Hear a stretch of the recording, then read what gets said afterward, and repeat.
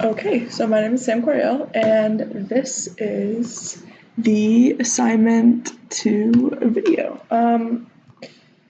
Starting right off the bat, I've got my first project assignment, which was a utopia, and I chose the novel The Player's Game by Ian M. Banks.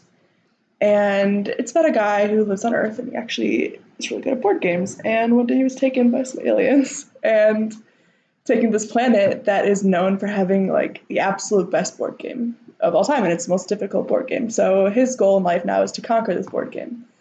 And so it is obviously in space, so I decided to make a skybox. As you can see, I added a nice like nebula texture to it. I created some planets, as you can see around the edge here.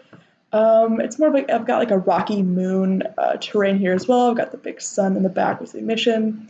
And here in the middle, you can see I have the board game, and it has three layers as well, like the one in the book does. It has sort of like a chess game in the bottom, a sort of focus game, and then a pyramid game on the top. And yeah, that's pretty much it. There are stairs to get to the top of it as well. I messed around with the missions, which was really fun, and I definitely learned a lot with that. And so now we are going to move on to the second level, which is going to be the dystopia. All right, so I had the dystopia as the second part of this assignment, and this is what I've done. I have done the book The Maze Runner by James Dashner, and I do know that this has been made into a movie, but all my references weren't based off the movies, they were based off book references as well. And I wanted to work on something that was like scaled very large, and I wanted obviously a work on importing other objects. So I kind of chose this book. I thought it was a really good idea. And it's about a bunch of kids trapped in a maze that tries to kill them continuously, and it's definitely not a fun time.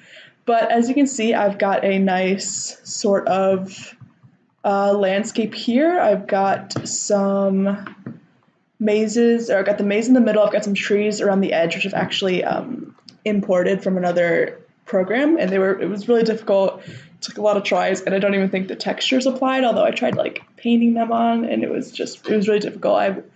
I hope I got it, but I don't know. It was an interesting time. I could definitely learn a lot more about working harder on that.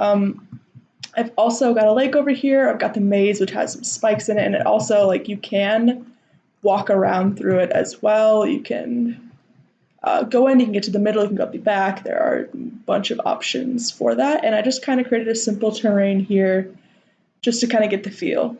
And yeah, that is it. So thank you very much.